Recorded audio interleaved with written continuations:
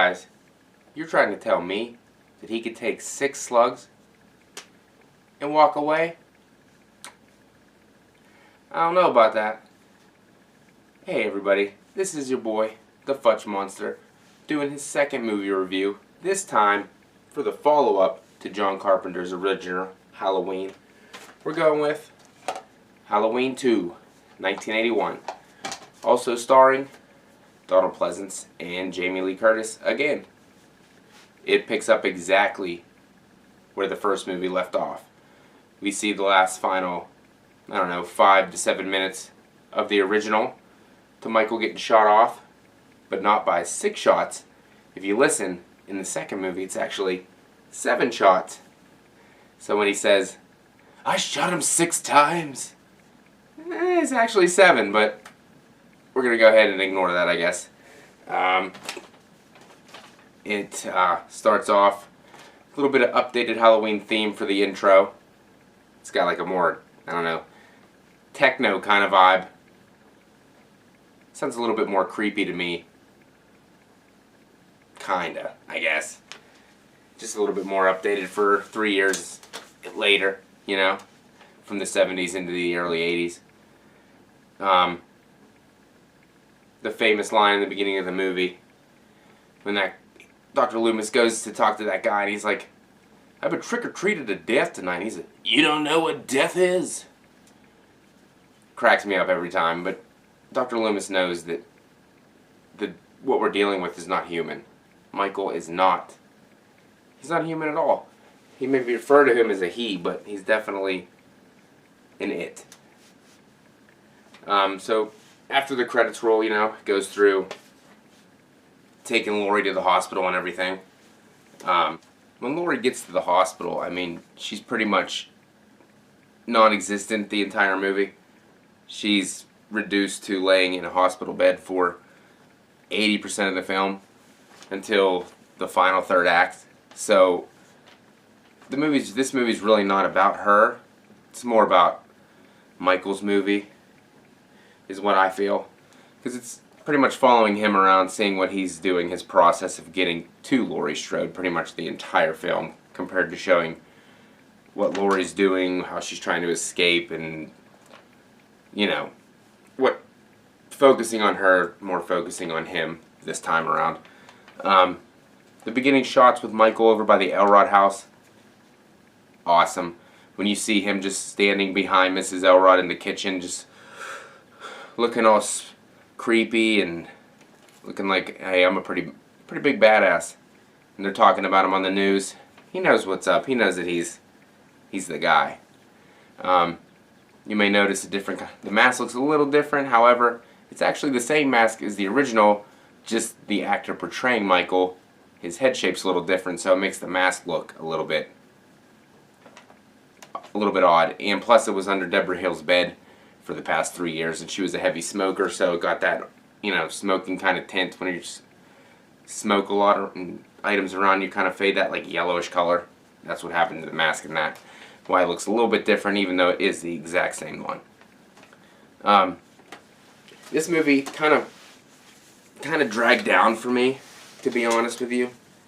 It really wasn't how the first one was kind of like a suspense builder, slow burn. This one was just super slow, and there really wasn't much burn because you were seeing Michael the entire time. It was just super slow, everything. The way he moved compared to the first one, I know it was a different actor. The first one was Nick Castle, this one was Dick Warlock, but he walked more like a robot than an actual human being, so it kind of threw me off a little bit. I don't quite have as much fun with this one.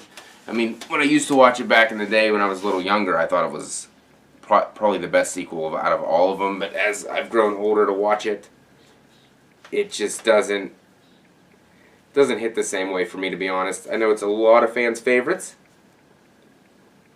It's up there for me. It's probably I'd say right about in the middle, to be honest. It got some good scenes, got some good shots, good atmosphere, good mood, but overall it's just a little too slow for me. Another favorite scene in the movie is whenever Michael Well, they think it's Michael, but it actually turns out to be Ben Tramer, walking across the middle of the street holding a candy bag after being chased by Loomis and Sheriff Brackett. Inconveniently, they don't see Michael being a blonde carrying a candy bag. I don't know how that works and how you wouldn't notice that key detail, but they don't. And also, another thing, how the cop coming down the road doesn't see a kid walking in the middle of the street and slams him into a van.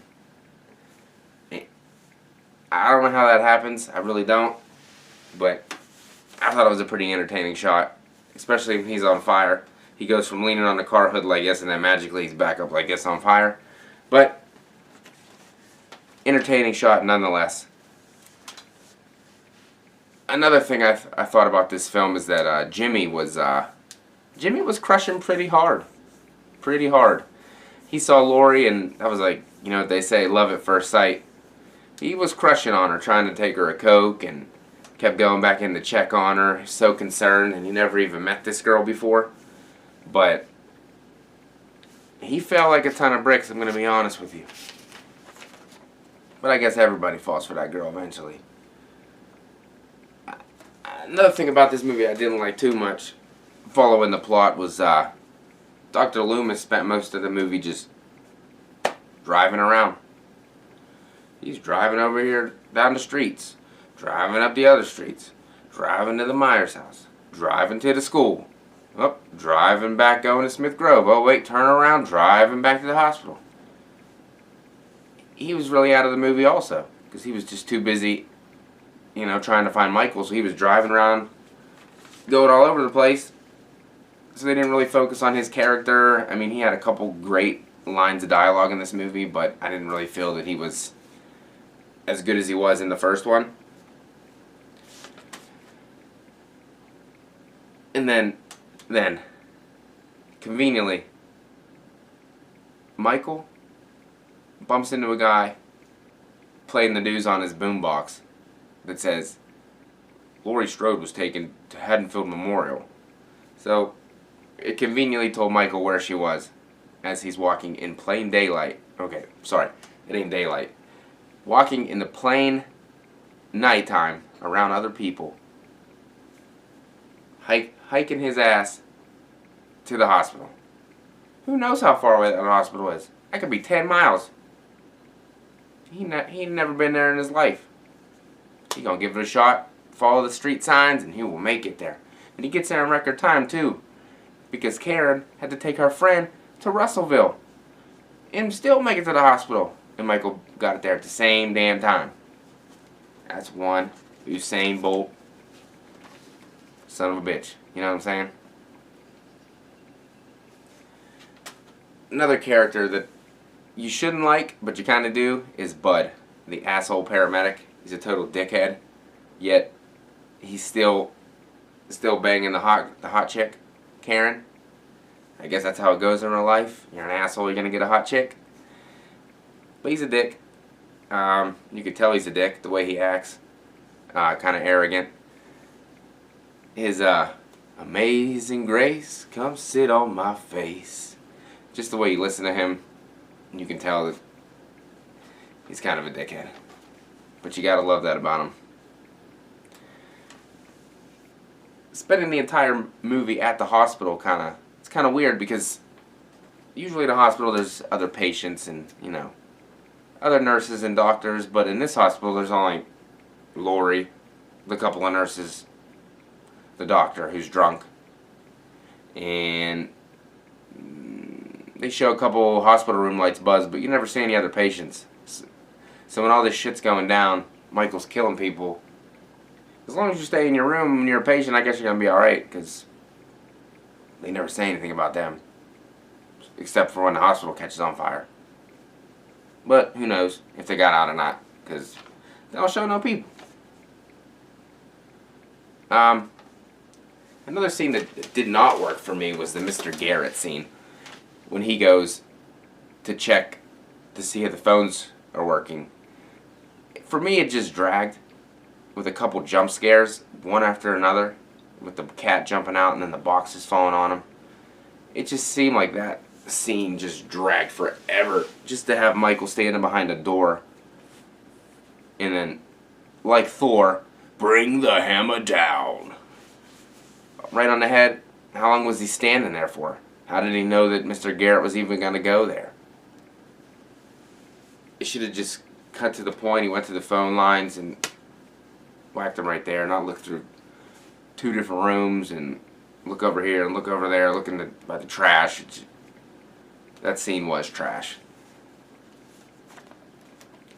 Oh, by the way, in the TV version, they give her parents' names, which I never knew from the first one. It was Mr. and Mrs. Morgan Strode.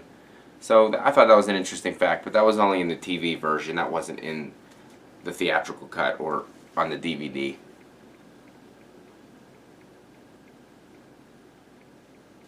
A scene that I did like, though, was the townspeople destroying the Michael Myers house. I thought that was pretty interesting. You know, he killed some of their teens, so they go over there to destroy his house and try to get to him that way.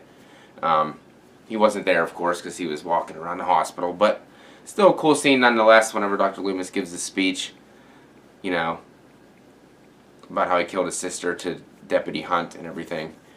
I like the atmosphere, the spooky music playing. It makes for a good scene, good shot.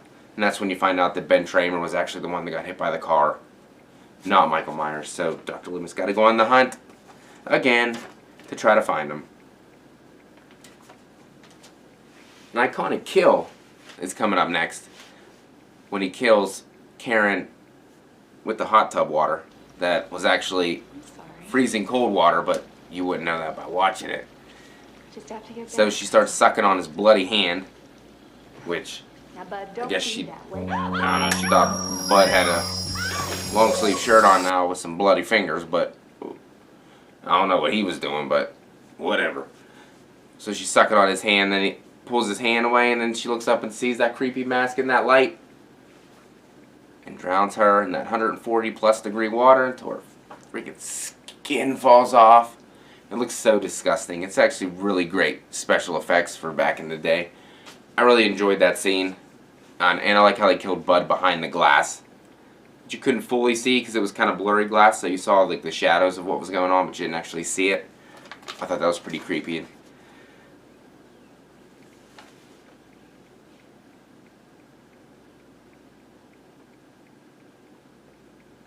Another scene that didn't make any sense was the school scene. Why Michael went to his school, broke in, stabbed a picture on the desk, and then wrote Sam Hain on the blackboard. Seemed kind of random to me, to be honest with you. The only benefit we get from this is seeing Nurse Chambers back to take Loomis back to Smith Grove. And she explains to him that there was a file that he didn't see, and we get that Michael is Laurie's brother. So they're brother and sister, and that's the reason that he's coming after her. I mean, it was just shoehorned in, but I guess it's canon now, so we got to go with it. I know most people don't like that. They wish it was something different, but gave him a motive, which we didn't really want to know why he was going after her. We just liked watching him go after her, and now there's a motive, so it makes him a little less scary.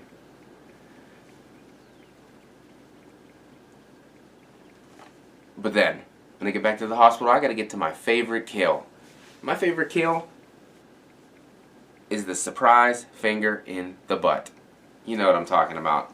When he steps out behind the nurse, sticks the scalpel in and picks her up till her clogs fall off.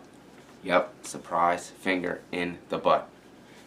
Through Laurie's vision, when it's all blurry and she can kind of see it, but not really, and she doesn't realize what's going on. That is dope. And Michael got mad strength to pick that lady off the ground until the clogs fall off.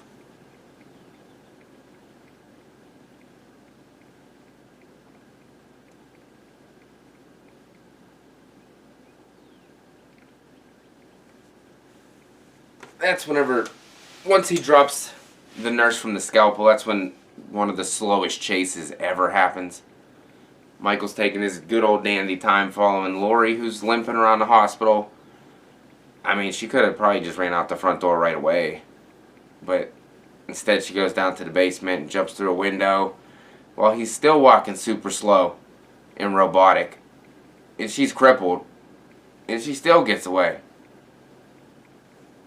That's the one thing I really don't like. That Michael, he was slow in the first one, but he had a purpose. And this one, he's just super slow, taking his good old time, hoping by chance something happens that he catches up real quick. Which, obviously, he always does, but the robotic part just throws it off. It's just not as creepy at all. Until she's laying outside, and then you see she yells for help when Dr. Loomis and the marshal come to the hospital to check on her. When Michael's face pops up in that red lighting and the music kicks in, that's when it gets pretty sweet. When they let Lori in the hospital and Michael power walks through that door without even doing nothing. Just bam, right through it. That glass must have been made out of paper, because he didn't even have any force. He just walked right through it. To get shot, I don't know, 6 more times. It's not a bad movie. I wouldn't say it's a super duper good movie. It's enjoyable for what it is. A little slow paced. Michael's pretty okay. It's just the robotic and the slow movement just takes the scariness away from Michael and kind of drags the movie on until the climax, whenever Dr. Loomis turns on all the oxygen tanks and every tank that's in that room, and then Lori conveniently shoots him in both eyes, and he doesn't have holes in the back of his head. That don't really make sense either, but we go with that as well.